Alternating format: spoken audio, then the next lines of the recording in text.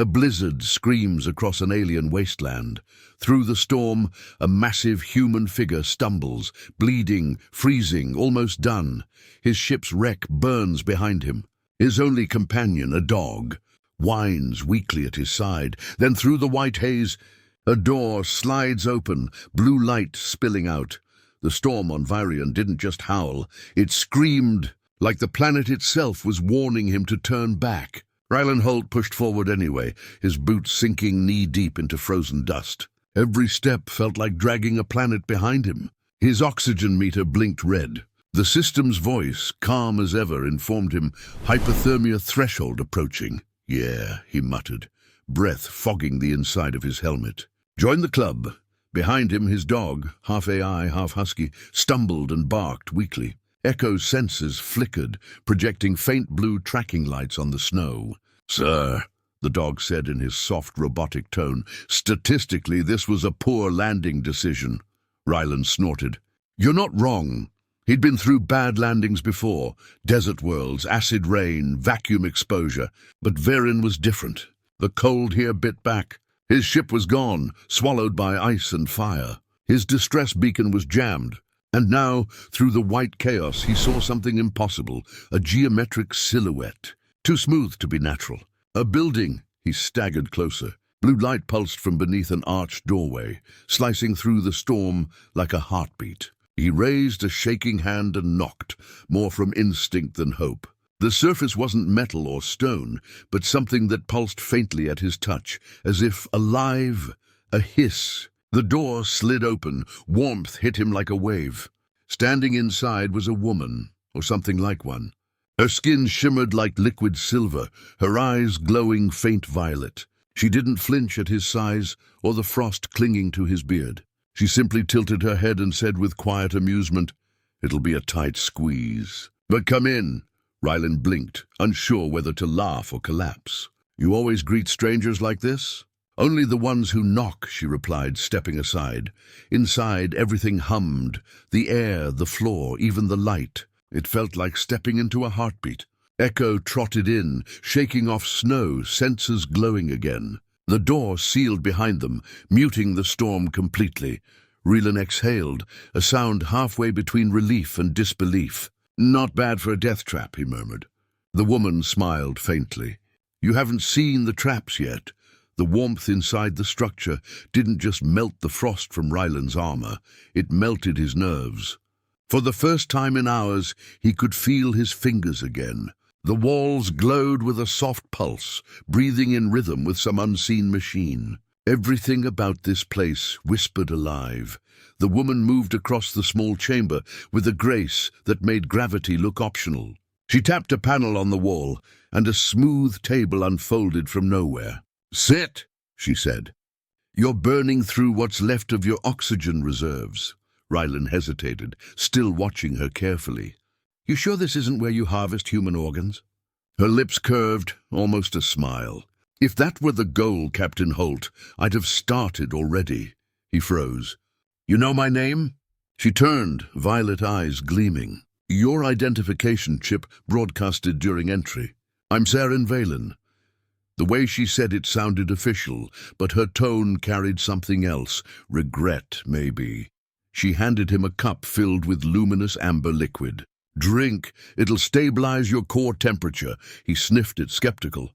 "Smells like hot batteries." "Accurate," she replied. "Now drink." He did, and warmth spread through him, clean and deep. It wasn't just heat. It felt like energy. Echo whined approvingly. "Delicious," the dog said. "Potentially toxic," Rylan coughed. "Good to know." When he finally looked around, he realized how small the place really was. A single room, no windows, lined with translucent tubes humming quietly. In one corner, a holographic map rotated slowly, showing the planet's icy surface and beneath it. "Something massive sleeping under the crust. You live here alone?" he asked. "Yes." "Why?" She didn't answer right away. Instead, she walked to a console, fingers dancing over glowing symbols. "Because the others are gone." The words hung heavy between them. Rylan straightened. "Gone as in extinct," she finished softly. For the first time, he noticed the tiredness in her eyes. the kind of exhaustion that didn't come from sleepless nights, but from centuries of silence. He opened his mouth to speak, but the ground shuddered. Somewhere beneath him, a low rumble echoed through the floor. Serene looked up sharply. "You shouldn't have come here," she whispered. "They'll feel you now." The vibration under Ryland's boots didn't stop. It grew, pulsing like a heartbeat trapped beneath the ice. Echo's senses flared red. Subsurface movement detected, large, approaching fast. Ryland's hand went to his sidearm. "What's under there, Seren?" She didn't look at him. Her fingers moved fast across the console, streams of alien code spilling across the air. Something ancient, something my people created and could never destroy. Her voice trembled barely, but enough for him to hear the fear. "What did you do?" he pressed. Finally, she turned to him. "We tried to save ourselves," she said, "and doomed everything instead." She explained quickly, too quickly. Her people, the Vyrians, once thrived on science. But desperation had pushed them further, experimenting with resilience markers, the same biological code humans evolved naturally. They'd tried to rewrite their DNA to survive the planet's collapse. It worked, and for a moment. Then the mutation spread, uncontrollable, and the Vyrians began to vanish. She was the last. Ryland tried to process it. "So you dragged me here. Because you think I can fix your mistake." "I dragged you here," she said quietly, "because your body carries what ours lost, the ability to adapt." Her eyes flicked to his chest, the faint glow of his warming core, visible through the cracked armor. "Your species changes to survive. Mine." Brakes trying, the lights flickered. The hum beneath them intensified. Something huge scraped against the foundations, sending dust raining from the ceiling. Seren moved to a different console, grabbing a small device shaped like a glass star. "This can stabilize the genetic pattern," she said. "But it requires a live catalyst, someone who can merge with my neural field." Ryland frowned. "Merge? You mean plug my brain into yours?" She met his gaze steadily. "Yes, for a few minutes, maybe more. It could kill you." Ryland's laugh was short and tired. "You could have just said that part first." He holstered his weapon, stepping closer. "All right, scientist. Let's play doctor." Seren almost smiled, but the fear didn't leave her eyes. She reached for him, and as their hands touched, the floor lit up in a web of silver veins. The hum turned into a roar. Echo barked once, sharp and warning. Then the world went white. When Ryland's vision cleared, the room was gone. Or maybe it wasn't. The walls still stood, but they were moving, breathing with a rhythm that wasn't mechanical. Silver veins crawled along every surface, pulsing in time with his heartbeat.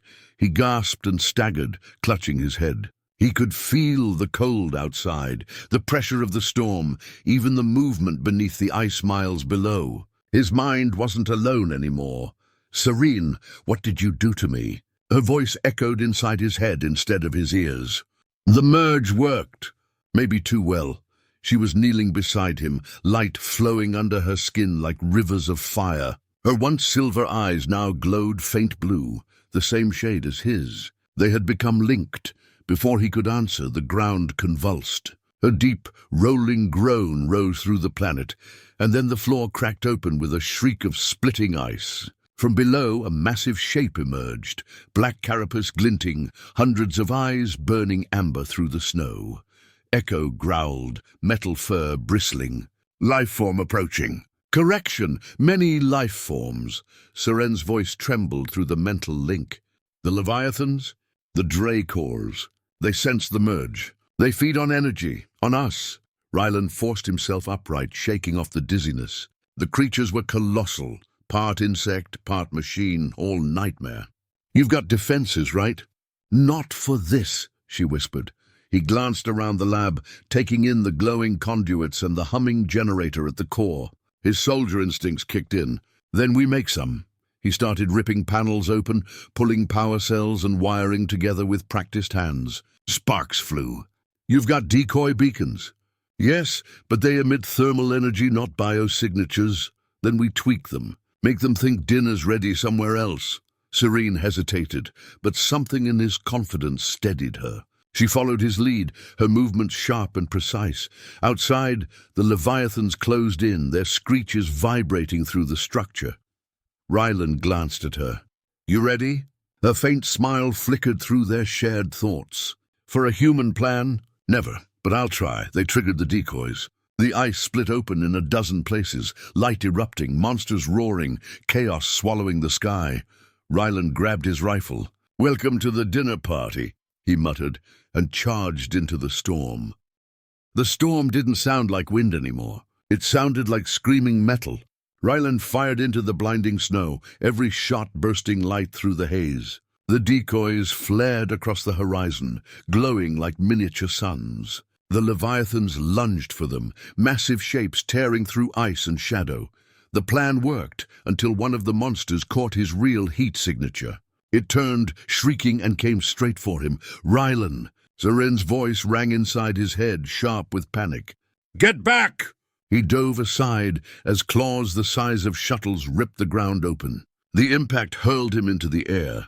His rifle skidded away, lost in the snow. For a heartbeat, everything slowed. He saw Seren at the shattered doorway, light flooding from her body as she tried to stabilize the structure around them. He reached for her. Then the creature lunged again. Without thinking, he triggered the power cell on his chest plate. The explosion wasn't fire, but pure energy, white and soundless. It tore through the ice, swallowing the Leviathan and half the horizon. Silence followed. Then the storm began to die. When Ryland woke, the air was still. Pale light poured through broken panels. Echo's glowing eyes blinked beside him. "Status, mostly alive," the dog said softly. Ryland laughed weakly. "I'll take it." Serene knelt nearby, her silver-blue skin faintly illuminated. The merge had changed her. She looked stronger, alive in a way she hadn't before. She pressed a hand to his chest. "Your pulse is irregular." "Yeah," he rasped. "So's my luck." Her smile was small but real. "You saved us. The Leviathans are gone." The merge stabilized the atmosphere. "Varian will live again." He looked at her for a long moment. "So, you still got room in this icebox for one bulky human?" She tilted her head, voice teasing. "It'll be a tight squeeze." "But come in," Ryland grinned. "You really need new material," Echo groaned mechanically. "Please, not another sequel." Outside, the planet shimmered under a calm new dawn. For the first time, the wind carried warmth instead of warning. Ryland stood beside Seren, watching light spread over the ice. Whatever came next, he wasn't walking alone this time.